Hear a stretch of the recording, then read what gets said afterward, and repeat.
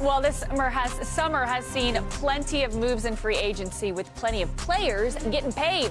But there are still some notable players available. Several restricted free agents are still waiting to get a deal done, including the Warriors' Jonathan Kuminga. We have talked and heard a lot about this. For more on Kuminga, our Warriors reporter Anthony Slater joins us now on NBA Today. Anthony, where do these negotiations stand now that we are halfway through August?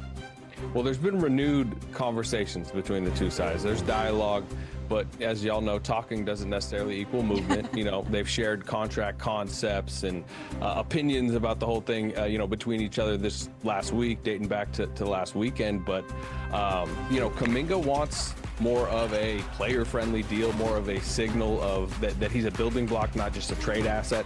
The word I've heard from the Kuminga side is pawn. He doesn't want to sign this 2-year, $45 million deal with a team option where he is clearly just being used to be traded mid-season. That's not something he wants to sign up for. Now, if you're talking about a 3-year deal, if you're talking about something with a player option that shows him a little bit more commitment, that's something he'd be interested in.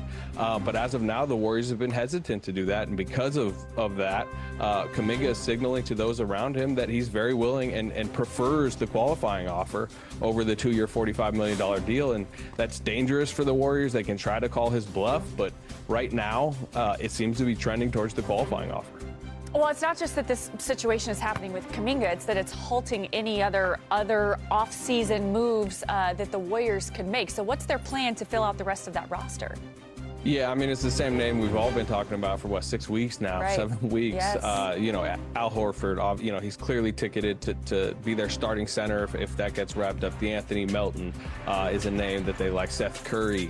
Their second-round pick, Will Richard, is a guy expected to potentially be on their roster. Gary Payton II. But again, as you mentioned, they are all waiting for Kuminga. But from my understanding, from what I've heard, you know, they're aware of the situation. They're aware of the complexities, and they're comfortable in this holding pattern because training camp is still a while away. But I will say August is a lot easier for people to just be like, okay, we'll get to you when we get to you. September's where it starts to get a little bit more uncomfortable in this entire situation. And that's where I don't know if there'll be movement or a little bit more angst on the Warriors or Kuminga side. But September is where this could get a little bit, you know, dicier. So here's the basic question. What do you think happens next?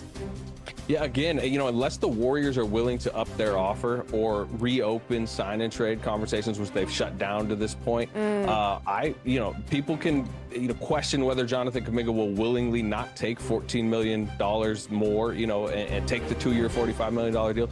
But you talk to people around him, and he's pretty dug in. Like, if this is going to be the best offer, if 2 for $45 with the team option is going to be the best offer, he will see them in training camp on a $7.9 million expiring qualifying offer, which includes a no-trade clause, because he wants either to be viewed as more of a building block, or he wants his freedom, you know, his control of his future. And the qualifying offer, while less money, gives him control of his future. Yeah, somebody's going to have to give. Thank you so much, Anthony, for the information. I'm sure we'll be seeing you again here soon.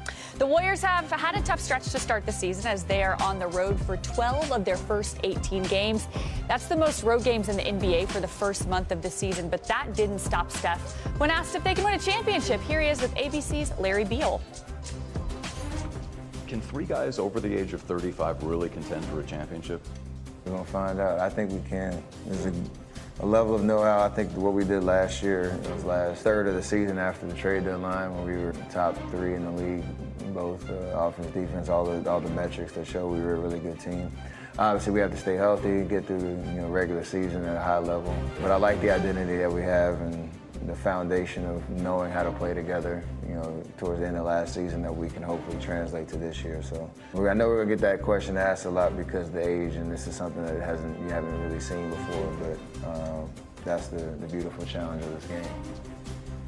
So the lack of moves don't seem to bother Steph. He seems incredibly confident in the Warriors' ability to win yet another championship. Mark, is this situation something? Is it nothing? Is it everything, considering the fact that the Warriors have nine players on their roster right now? I'm going to say everything, and maybe I'm too close to it because I live in the Bay Area and I can't go anywhere there without somebody asking me about JK and what's going to happen. I mean, you got several people just waiting to get their deal done, several people waiting to get settled, waiting on JK. I'm hearing Dunleavy's talking to his agent on a regular basis, and, you know, somebody's going to blink, and ultimately I feel like the Warriors going to have to blink to get it done. doesn't make sense to sign him to a 7.9 one-year deal because you need the asset, and I think JK and his people know that. But also, JK's made $24 million in his career so far. It's a lot of money to turn down. You know, there's a line in, you know, the movie Boomerang where you say, "Take the money, fool." I think ultimately he's going to have to take the money, not call him a fool, but take the money. And like Paul George, you figure out the rest later. But if somebody trades for him, they trade for him because they want him. Yeah, and that hasn't happened yet. I mean, like they've had great offers for Kuminga over the years. I mean, they could have had Alex Caruso on their team a couple years ago if they would have been willing to part with Jonathan Kuminga. The thing that's hard for me, I think is nothing, because I think he's going to be on the Warriors, and the only question is how much are they paying him. I think there's an easy solution here, which is that the Warriors give him an extra year. It'll be like a 2+1 where he has a little more control over his career. It's a little more guaranteed money. And I do think the Warriors see him as somebody who's, if he wants to call it a building block, I don't know if I would call it that, but somebody they want around for a long time because they have 35-year-olds on their team. And I know the owner, Joe Lacob, has told him this. That he loves Jonathan Kuminga. He's the reason that they have never included him in trades, because they see the potential in him. But the question is, not whether he's going to be back, but what kind of attitude is he going to have? If it is, he's been spurned and he's got a bad attitude, he's going to sit on the bench, that's not going to help them. But they didn't really use him that much once they traded for Jimmy Butler. It was sort of Jimmy or Kuminga, and they went 23-7 when they traded for Jimmy towards the end of the year. So I think Steph's right. I think they can contend. So, Ramona, you say it's nothing. Mark says everything. Udonis Haslem, you say it's... I'm not going to overreact, but I think it's a little something. But I'm going to say this right now. I've been in this league a long time, and if you have Jimmy Butler's heart, you have the IQ of a Draymond Green, and you have the greatness of Steph Curry, and also the experience of Steve Kerr, then you got a chance on any given night against any team in this league. But what you don't have is the youth and athleticism that Jonathan Kuminga possesses. So they need a guy like that. If it is not Jonathan Kuminga, then another guy that can be a Swiss Army knife, that can guard multiple positions, and that can get up and down the floor and go vertical from time to time. They need a guy like that. So if it's not Kuminga, then they need another guy like that. But I'm inclined to say, like, try to make this situation work. But I'm looking around, I'm looking at the Chicago Bulls, and I'm looking at the Golden State Warriors, and I'm saying, Josh Giddey looked like a guy that could fit great over in Golden State, and Jonathan Kuminga looks like a guy that possibly could fit good in Chicago.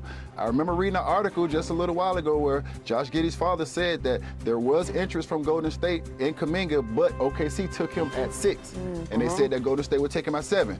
So I'm just saying, this might be a solution. I'm no GM. This might be above my pay grade, guys, but this might be a solution to some people's problems. You're in the front office. Ramona. Look, I think Josh Giddey's looking for a deal that's more like $30 million a year, and the Bulls are around 20.